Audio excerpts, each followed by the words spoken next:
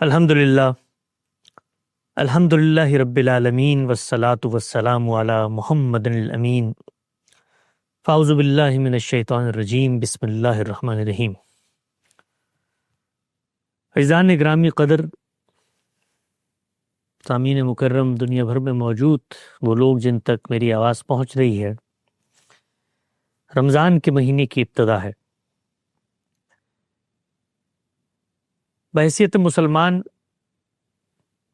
ہم اگرچہ اس کے منتظر رہتے ہیں کہ رمضان آئے اور اس مہینے میں ہم اپنے آپ کو تر و تازہ کر کے اپنے خالق کی عبودیت میں، اس کی بندگی میں، اس کی عبادت میں مصروف کر لیں۔ پورا سال جس ہمہ ہمی میں گزرا ہے، جو معاشی ترددات اور مشکلات جس میں ہم مصروف رہے، دنیا کی بھول بھلیاں، اس سے دل ہٹا کر خالق کے ساتھ لو لگانے کا مہینہ آ گیا ہے۔ اپنی روحانی تذکیر، اپنی تطہیر، اپنے تزکیے کے لیے اس مہینے میں اب بہت کچھ کرنا ہے۔ ہم اس کے منتظر رہتے ہیں اور سال بھر یہ امید، یہ آس، یہ آرزو، یہ تمنا، یہ خواہش دل میں دامنگیر ہوتی ہے کہ جیسا بھی سال گزر رہا ہے، ایک مہینہ تو ایسا آئے گا کہ جس میں اپنی ان تمام غلطیوں کا، اپنی ان تمام کوتاہیوں کا ہم ازالہ کر لیں گے۔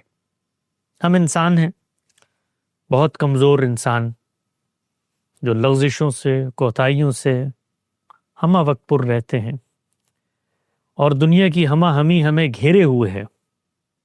ایسی مصروفیتیں، ایسے ترددات، ایسی مشکلیں، چاہے وہ گھر کی سطح پہ ہو، اولاد کی سطح پہ ہو، خاندان کی سطح پہ ہو، یا معاشی اور معاشرتی مصروفیات کی سطح پہ ہو، کاروباری معاملات، لوگوں کے ساتھ میل جول، پھر دنیا ہے تو ارادے اختیار کا امتحان ہے۔ ہر شخص اپنی فطری جبلتوں کے ساتھ ہمارے ساتھ برسر پیکار ہے۔ کسی کو ہم سے شکایت ہے، کوئی حسد کیے بیٹھا ہے، کسی کے دل میں کینہ ہے، اور ہم بھی ہیں جو آگے بڑھنے کی آرزو بھی رکھتے ہیں اور متساہل بھی ہیں، غلطیاں بھی کر بیٹھتے ہیں، کوتاہیاں بھی ہو جاتی ہیں، لغزشیں بھی ہو جاتی ہیں۔ اس سب میں بطور انسان بڑی آس ہے اس مہینے سے، بڑی امید ہے اس مہینے سے، اور چاہے کتنا ہی بڑا عالم ہو، فقیہ ہو، ذکی ہو، دانشور ہو، اس کے لیے یہ مہینہ بڑی سہولت کا مہینہ ہے۔ ہم پورا سال اس کے منتظر تو رہتے ہی ہیں کہ اگر یہ آ گیا تو کوشش کریں گے کہ کم سے کم اس مہینے میں وہ کام کر ڈالیں جو شاید ہم پورا سال نہیں کر سکتے تھے۔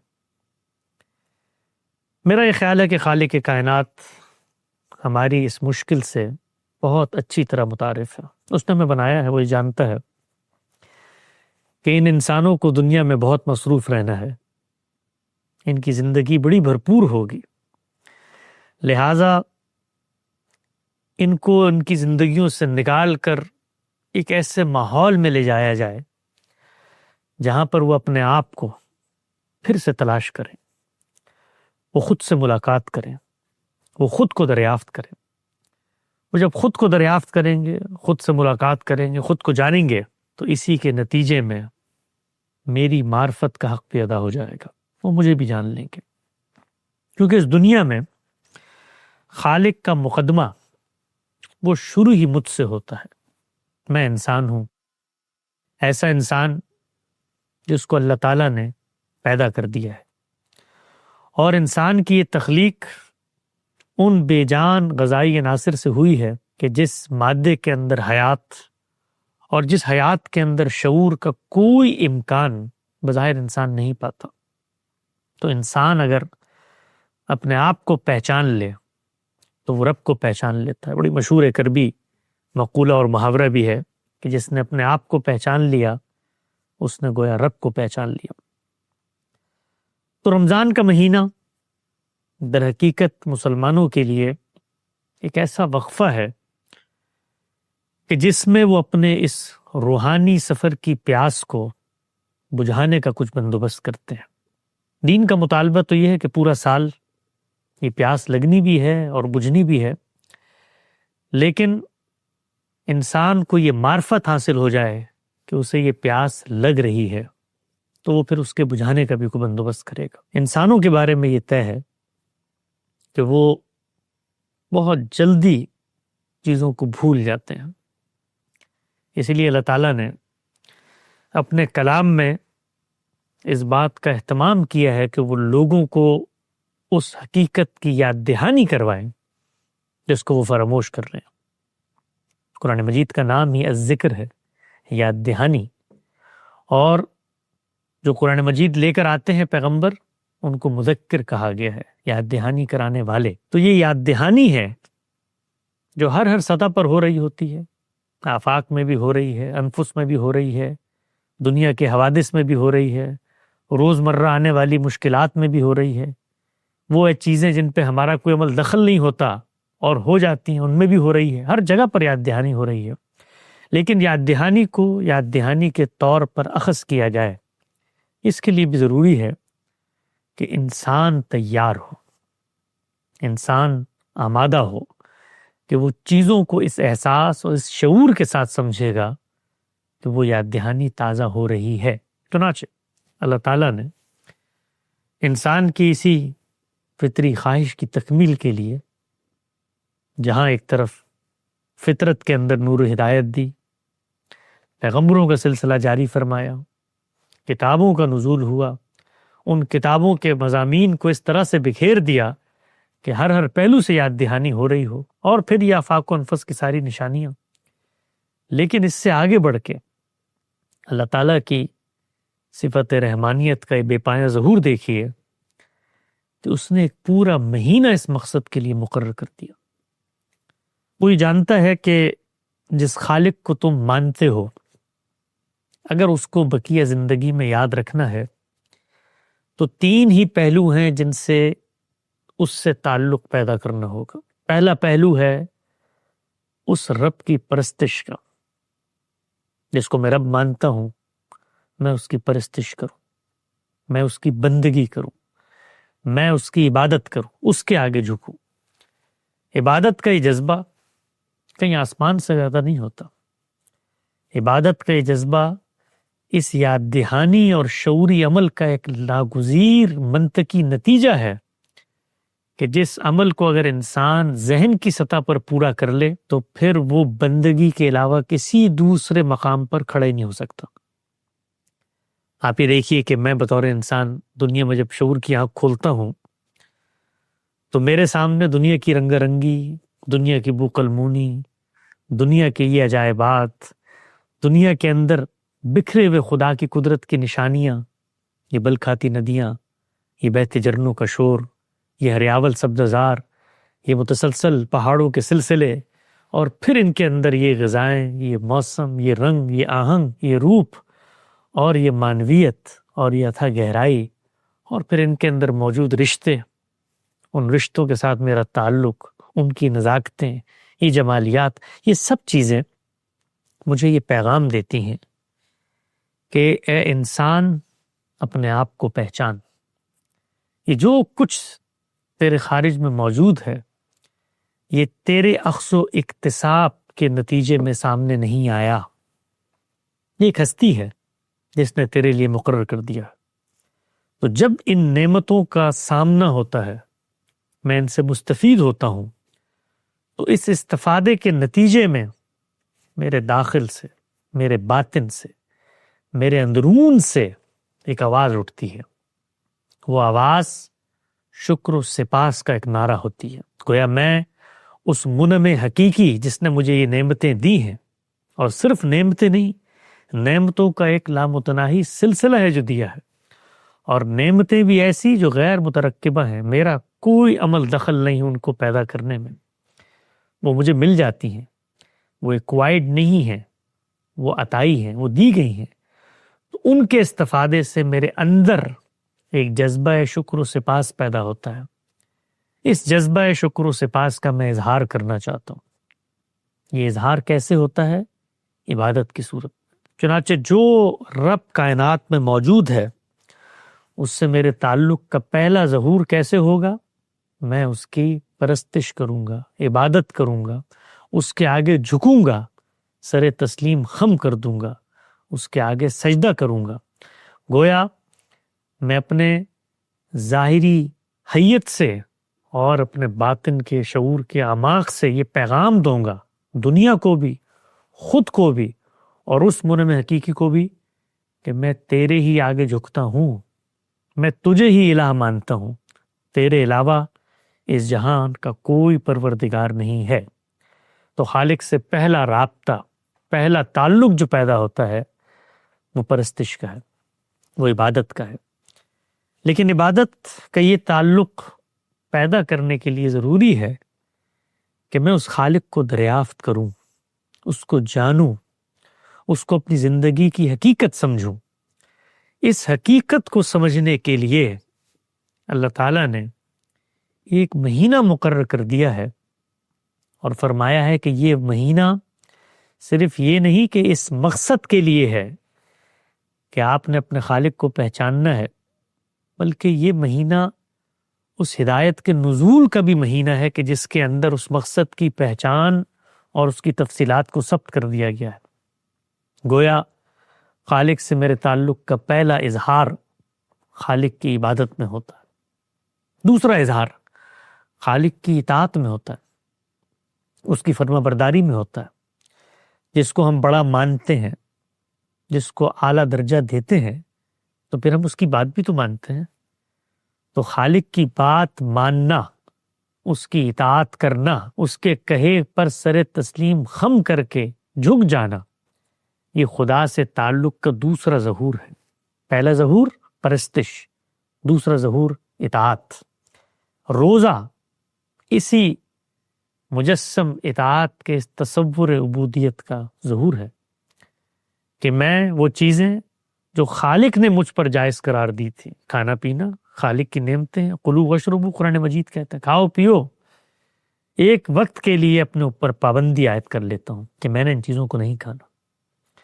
وہی تعلقات، وہی معاملات جو جائز ہوتے ہیں، روزے کے اندر میں اپنے اوپر پابندی عائد کر لیتا ہوں کہ میں نے نہیں کرنا، اس لیے کہ اگر میں اس منعم حقیقی، اس خالق کائنات، اس پروردگار عالم کی اطاعت میں ان جائز چیزوں کو بھی ایک وقت مقرر تک چھوڑنے پر آمادہ ہوں، تو گویا میرے اندر وہ قدرت، وہ ملکہ، وہ صلاحیت پیدا ہو جاتی ہے کہ باہر نکل کے جب مجھے میری نفس کی رغبات اور میری خواہشات کی لذات کسی چیز کی طرف ترغیب دیں گی، تو میں اپنے اندر اس قدر مضبوط دائیا رکھتا ہوں کہ میں تو جائز چیزوں کو بھی ایک وقت تک ترک کرنے کی صلاحیت پیدا کر چکا ہوں۔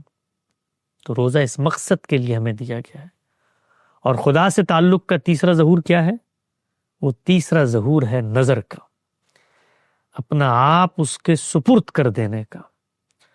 اور اس کی علامت کیا ہے؟ وہ حج اور عمرہ ہے، اور اس کی منتہا کیا ہے؟ وہ قربانی ہے۔ گویا ہم جس کو خالق مانتے ہیں، اس کے آگے جھکتے ہیں، اس کی بات سنتے ہیں، اور پھر اس کی بات اس حد تک سنتے ہیں کہ زبان حال سے یہ پیغام دیتے ہیں اپنے آپ کو بھی، اپنی دنیا کو بھی، اور اپنے خالق کو بھی، کہ تیری ایک آواز پر ہم اپنی جان تک کی قربانی دے سکتے ہیں۔ یہ قربانی کیا ہے؟ یہ قربانی اصل میں اپنی جان کو نظر اور مماثل صورت میں جانور قربان کر کے ہم یہ پیغام دیتے ہیں کہ کل اگر موقع ملا، ضرورت پیدا ہوئی، خدا کا اذن ہوا، تو خدا کی راہ میں اپنے آپ کو قربان کرنے سے بھی ہم گریزہ نہیں ہوں گے۔ یہ حج جو ہے، یہ اسی قربانی کی پوری رسم کی ایک ریہرسل ہے۔